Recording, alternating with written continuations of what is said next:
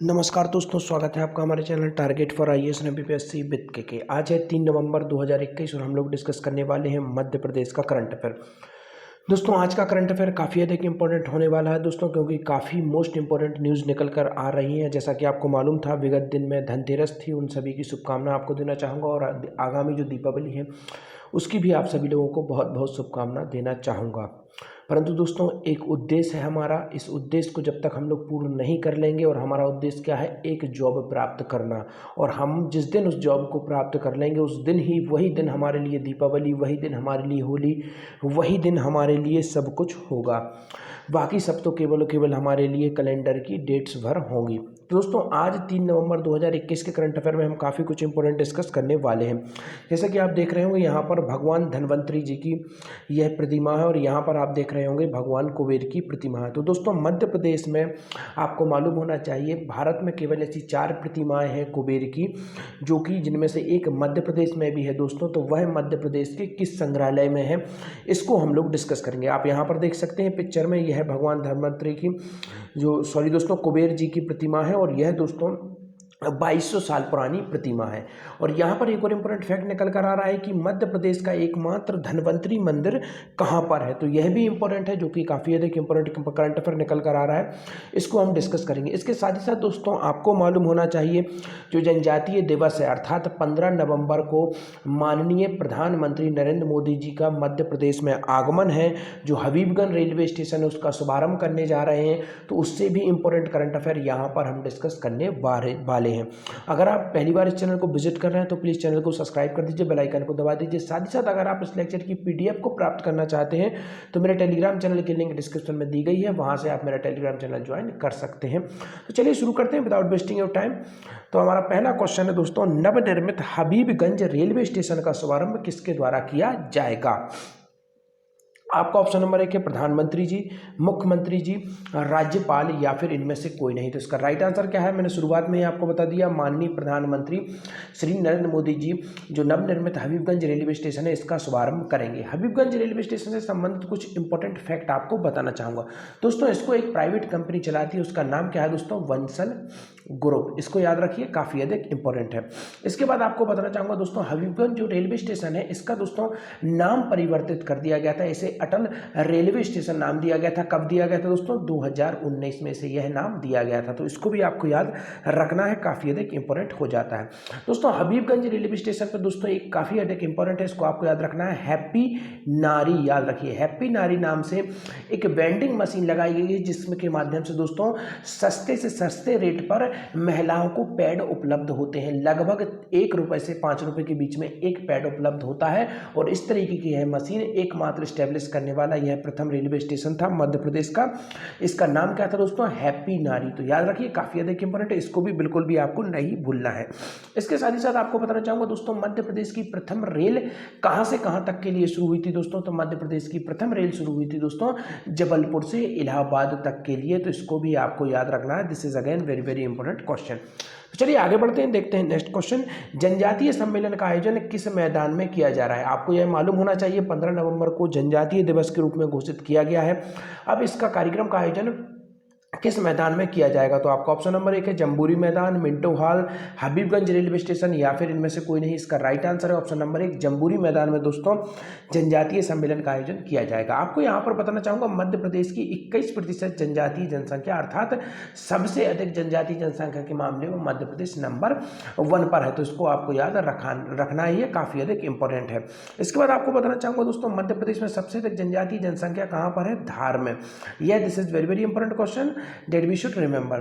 तो धार में सबसे अधिक जनजातीय जनसंख्या, और परसेंट की बात की जाए तो अलीराजपुर में सबसे अधिक जनजातीय जनसंख्या का क्या है, प्रतिशत है। तो इसको भी याद रखना है, this is very very important. चलिए आगे बढ़ते हैं, देखते हैं क्या है पूरी न्यूज। तो हमारी पूरी न्यूज दोस्तों कुछ इस प्रकार है कि मुख्यमंत्री श्री चौहान ने जनजातीय महासम्मेलन की तैयारियों का किया अवलोकन। सम्मेलन में प्रधानमंत्री का आगमन प्रस्तावित, मुख्यमंत्री ने नवनिर्मित हबीबगंज रेलवे स्टेशन का भी लिया जायजा। मुख्यमंत्री चौहान ने प्रधानमंत्री मोदी के प्रस्तावित भोपाल आगमन पर जम्बूरी मैदान में आयोजित होने वाले जनजातीय महासम्मेलन कार्यक्रम की तैयारियों का किया अवलोकन। श्री चौहान ने नवनिर्मित हबीबगंज रेलवे स्टेशन की तैयारियों को भी देखा। उल्लेखनीय है कि प्रधानमंत्री श्री नरेंद्र मोदी द्वारा नवनिर्मित हबीबगंज रेलवे स्टेशन का शुभारंभ प्रस्तावित है। जनजातीय महासम्मेलन का पूर्ण स्वरूप जनजातीय संस्कृति पर केंद्रित हो, लघु फिल्म के माध्यम से प्रस्तुत की जाएगी नवनिर्मित हबीबगंज रेलवे स्टेशन की विशेषताएं। देखते हैं नेक्स्ट क्वेश्चन, मध्य प्रदेश कला उत्सव का आयोजन किस शहर में किया जा रहा है। काफी अधिक इंपॉर्टेंट है दोस्तों। तो मध्य प्रदेश का जो कला उत्सव का आयोजन वह किस शहर में किया जा रहा है। आपका ऑप्शन नंबर 1 है दिल्ली में, भोपाल में, इंदौर में या फिर जबलपुर में। तो मध्य प्रदेश के बाहर दोस्तों दिल्ली में इसका आयोजन किया जा रहा है। और आपको बताना चाहूँगा मध्य प्रदेश भवन कहाँ पर है, दिल्ली में है। इसकी स्थापना कब हुई थी, 1982 में। याद रखिए, this is very very important. तो मध्य प्रदेश भवन कहाँ पर है, दिल्ली में है, अर्थात मध्य प्रदेश के बाहर है। और इसकी स्थापना कब की गई थी, 1982 में इसकी स्थापना की गई थी। और वहीं पर दोस्तों कला उत्सव का आयोजन किया जा रहा है। दोस्तों मध्य प्रदेश की जो कला परिषद है उसकी स्थापना कब हुई थी, 1952 में कला परिषद की, 1954 में हुई थी दोस्तों साहित्य परिषद की, और 1969 में दोस्तों स्थापना हुई थी हिंदी ग्रंथ अकेडमी की। तो यह सभी की सभी काफी अधिक इंपॉर्टेंट है जिनको हमें याद रखना है। तो आगे बढ़ते हैं, देखते हैं नेक्स्ट क्वेश्चन, मध्य प्रदेश कला उत्सव की थीम क्या थी। तो अभी हमने देखा कि जो कला उत्सव संबंधित कुछ हमने फैक्ट देखे। अब हम देखते हैं कि मध्य प्रदेश कला उत्सव की थीम क्या है। तो आपका ऑप्शन नंबर 1 है आत्मनिर्भर एमपी अर्थात मध्य प्रदेश, सेकंड है मध्य प्रदेश दर्शन, मध्य प्रदेश का पर्यटन, एक जिला एक उत्पाद। तो उसका राइट आंसर क्या होने वाला है, ऑप्शन नंबर 1 आत्मनिर्भर मध्य प्रदेश। कब तक इसे प्राप्त कर लिया जाना है, 2023 तक इसे प्राप्त कर लिया जाना है। और साथ ही साथ अभी जो दोस्तों मध्य प्रदेश का 66वां स्थापना दिवस मनाया गया था, इसकी थीम क्या थी, इसका जवाब आप लोगों को देना है। काफी ईजी है, आई होप आप लोग जरूर दे देंगे इसका आंसर। और दोस्तों जो आत्मनिर्भर मध्य प्रदेश है इसके लिए एक कमेटी गठित की गई थी। उस कमेटी के अध्यक्ष कौन थी, जयश्री क्यावत। तो इसको भी याद रखना है, काफी अधिक इंपॉर्टेंट हो जाता है। तो देखते हैं क्या है पूरी न्यूज। मध्य प्रदेश के स्वदेशी उत्पादों की दिल्ली में धूम, आत्मनिर्भर एमपी की थीम पर देश की राजधानी दिल्ली में मध्य प्रदेश कला उत्सव शुरू। देश की राजधानी दिल्ली में प्रदेश के बुनकरों एवं कारीगरों के बनाए उत्पाद आसानी से मिलेंगे। आत्मनिर्भर मध्य प्रदेश बनाने के लिए दिल्ली के चाणक्यपुरी स्थित मध्य प्रदेश भवन, तो याद रखना है आपको दोस्तों, मध्य प्रदेश भवन दिल्ली में कहां पर है, चाणक्यपुरी में है। और यहां पर प्रदेश का 66वां स्थापना दिवस के अंतर्गत 1 नवंबर को मध्य प्रदेश कला उत्सव की शुरुआत हुई थी। तो अब यहां पर कुछ इंपॉर्टेंट फैक्ट हैं जो कि आपके क्वेश्चन आंसर से हटके हैं, क्योंकि आपको मालूम होना चाहिए समय समय पर मध्य प्रदेश में दोस्तों क्या होता है, मुख्यमंत्री जी द्वारा मंत्रिपरिषद की बैठक बुलाई जाती है और इसमें काफी सारे डिसीजन लिए जाते हैं। तो कौन कौन से डिसीजन इसके अंतर्गत लिए गए हैं उन सबको हम यहाँ पर देख लेते हैं बारी बारी से। मुख्यमंत्री श्री शिवराज सिंह चौहान की अध्यक्षता में हुई मंत्रिपरिषद की बैठक में लिए गए महत्वपूर्ण निर्णय, कोविड-19 उपचार एवं प्रबंधन योजना को मिली मंजूरी। दोस्तों क्रियान्वयन के लिए वर्तमान में दोस्तों 75 करोड़ रुपए की व्यवस्था की गई है, कुल 480 करोड़ रुपए का प्रस्ताव है ये। देखते हैं नेक्स्ट क्या न्यूज है। मुख्यमंत्री ग्रामीण पत्र विक्रेता योजना में 6,10,060 हितग्राहियों के खाते में 1,000 रुपए की अनुदान एक बार उपलब्ध कराए जाने की कार्योत्तर स्वीकृति दे दी गई है। राजस्व विभाग से मांग संख्या 58 में कोविड-19 के दृष्टिगत राहत सामग्री हेतु 61 करोड़ 60 हजार रुपए का आवंटन प्रदान करने की कार्यकृत स्वीकृति दे दी गई है। इसमें दोस्तों सभी इंपॉर्टेंट पॉइंट नहीं है, हमको सभी को याद नहीं रखना है, यह मैं आपको जरूर बताना चाहूंगा। इसमें से कुछ इंपॉर्टेंट पॉइंट मैं आपको बता देता हूं। सबसे पहला इंपॉर्टेंट पॉइंट आपको इतना याद रखना है कि जो कोविड-19 उपचार योजना है इसको आपको याद रखना है, इसका डाटा इंपॉर्टेंट है। इसके बाद हम लोग देखते हैं, यहां पर आपको देखना है जनजातीय कार्य विभाग की सापेक्ष अनुसार प्रोजेक्ट अप्रेजल कमेटी द्वारा अनुमोदित लंबोत। तो यह जो चीजें हैं दोस्तों, इसमें आपको केवल इतना रखना है कि देनदारी एवं स्वीकृति योजनाओं के लिए कृषि विभाग को जारी राशि के विरुद्ध प्रतिपूर्ति के रूप में केंद्र शासन द्वारा उपलब्ध कराई गई राशि 38 करोड़ रुपए का उपयोग जैविक कृषि समर्थन कार्यक्रम प्रतिपूर्ति नवी योजना के अंतर्गत करने की स्वीकृति। तो आपको यहाँ पर मैं सरल भाषा में बताना चाहूंगा कि जो जैविक कृषि है उसके लिए केंद्र सरकार से 38 करोड़ रुपए की जो राशि है उसकी स्वीकृति कर दी गई है, तो इसको याद रखना है। इसके बाद देखते हैं खनिज संसाधन विभाग की सभी श्रेणियों में कुल 868 पद स्वीकृत किए गए हैं, तो इसको भी याद रखना है दोस्तों। इसके बाद देखते हैं संक्रमण में वृद्धि के दृष्टिगत मध्य प्रदेश के नागरिकों को बेहतर चिकित्सा एवं इलाज निःशुल्क सुविधा उपलब्ध कराने के लिए 29 करोड़ 30 लाख रुपए की राशि का व्यय मुख्यमंत्री सहायता कोष से किए जाने के निर्देश दिए गए हैं। तो जो मुख्यमंत्री सहायता कोष है उससे कितने निर्देश दिए गए हैं? 29 करोड़ 30 लाख रुपए। तो यह आपको याद रखना है। फिर देखते हैं प्रदेश में 31 अक्टूबर 2021 तक लागू देसी मदिरा प्रदाय व्यवस्था को 5 नवंबर 2021 तक बढ़ाए जाने के संबंध में समन्वय से प्राप्त अनुमोदन का अनुसमर्थन व्यवस्था। तो इसको आपको याद ध्यान नहीं देना है। तो जिस पर मैंने यहाँ पर रेड कलर से सर्कल किया उनको केवल आपको इतना ध्यान रखना है, इससे अधिक ज़्यादा आपको ध्यान रखना नहीं, क्योंकि इस तरीके की बैठक कई बार होती रहती हैं।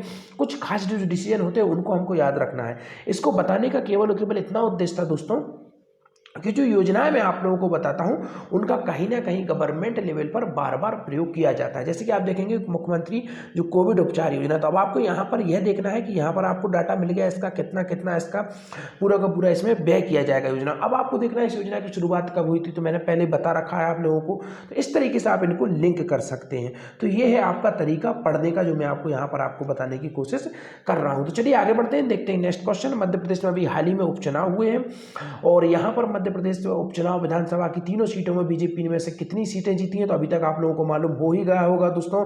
बीजेपी ने 2 सीटों पर जीत दर्ज की है और 1 लोकसभा की सीट भी बीजेपी द्वारा जीती गई है। कांग्रेस को मात्र केवल और केवल उपचुनाव की जो विधानसभा की सीट थी उसमें कांग्रेस ने जीत दर्ज की है। तो देखते हैं एमपी उपचुनाव रिजल्ट। रैगांव गवाकर भाजपा ने कांग्रेस से 2 विधानसभा सीटें छीनी। खंडवा लोकसभा सीट भी 81,000 से ज्यादा वोट से बीजेपी जीती। एमपी उपचुनाव रिजल्ट। रैगांव गवाकर भाजपा ने कांग्रेस से 2 विधानसभा सीटें छीनी। खंडवा लोकसभा सीट भी 81,000 ज्यादा वोटों से बीजेपी जीती। मध्य प्रदेश उपचुनाव में विधानसभा की तीनों और खंडवा लोकसभा सीट के परिणाम आ गए। भाजपा ने अपनी परंपरागत सीट रैगांव गवाकर कांग्रेस की जोवट और पृथ्वीपुर सीट छीन ली। खंडवा लोकसभा सीट भी भाजपा के ज्ञानेश्वर पाटिल 81,000 से अधिक वोट से जीत लिया। यहाँ से कांग्रेस प्रत्याशी राजनारायण सिंह पुरानी।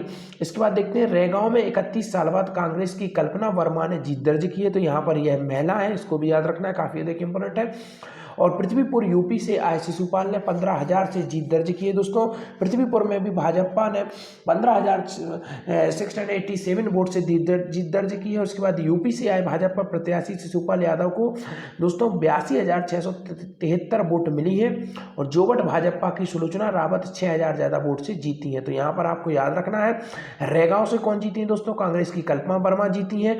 और जोवट से कौन जीती है दोस्तों? सुलोचना रावत। तो 2 महिलाएं थी दोस्तों इन 3 सीटों में से, तो इसको तो आपको याद रखना है। और जोवट में भाजपा प्रत्याशी सुलोचना रावत ने कांग्रेस प्रत्याशी महेश पटेल को 6,080 वोट से हरा दिया है। अब देखते हैं काफी इंपॉर्टेंट क्वेश्चन आज के। मध्य प्रदेश का एकमात्र धन्वंतरी मंदिर कहां पर है? आपका ऑप्शन नंबर 1 है इंदौर, भोपाल, सागर या फिर मंदसौर। इसका right answer option number 1 Indore में मध्य प्रदेश का एकमात्र धन्वंतरी मंदिर है।